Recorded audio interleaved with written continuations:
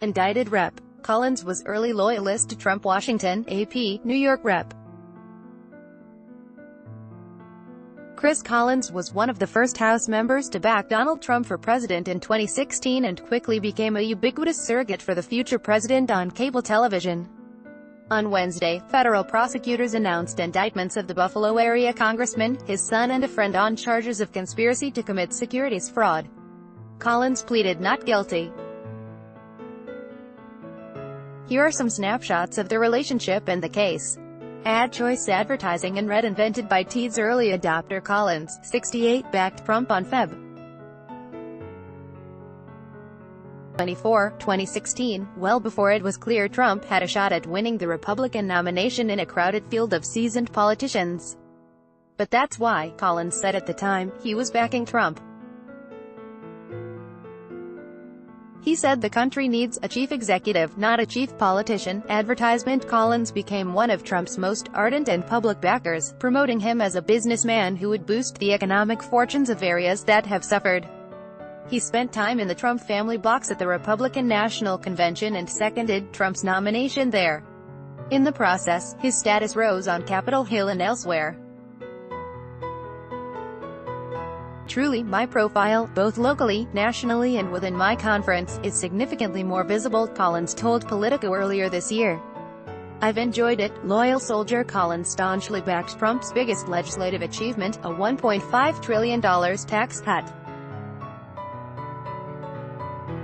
The congressman's effusiveness, however, got some blowback after he told reporters that pressure from donors was a factor in passing the bill.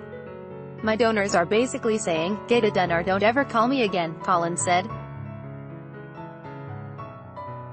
Reeling from the failure of the GOP effort to overhaul the Affordable Care Act, Congress passed the tax cut and Trump signed the measure into law in December.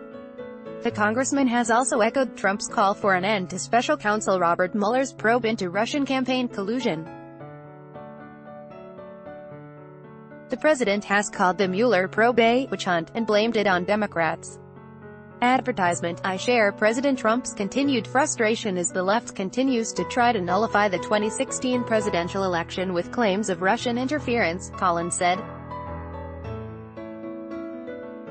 The case. Collins, a conservative county executive first elected to the House in 2012, has denied any wrongdoing in his involvement with Innate Immunotherapeutics Limited, a biotechnology company based in Sydney, Australia. He was company's largest shareholder, with nearly 17% of its shares, and sat on its board.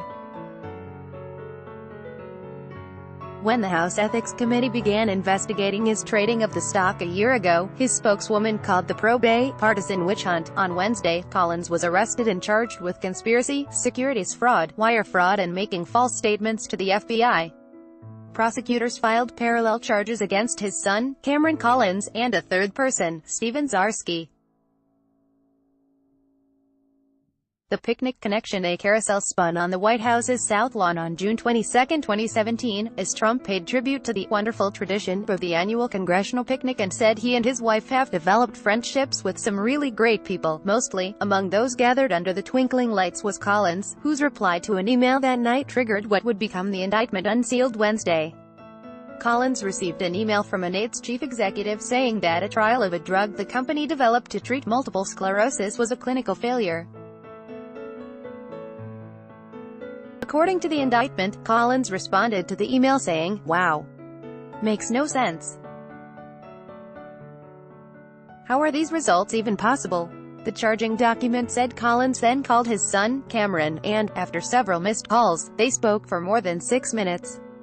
Advertisement sell-off the next morning. According to the indictment, Cameron Collins began selling his shares, unloading enough over a 2-day period to avoid $570,900 in losses before a public announcement of the drug trial results. Prosecutors said the son traded on the inside information and passed it to Zarsky. Their combined trades avoided over $768,000 in losses, authorities said. They said Zarsky traded on the information and tipped off at least 3 other people. After the public announcement of the failure in the drug trial, the company's stock plunged 92%. The fallout. In an email obtained by the Buffalo News, Collins vowed to his supporters Wednesday that he will stay in office, run for re-election and fight to clear his name. House Speaker Paul Ryan said Collins would be removed from the influential House Energy and Commerce Committee until the matter is settled. Trump has no connection to the innate immunotherapeutics case.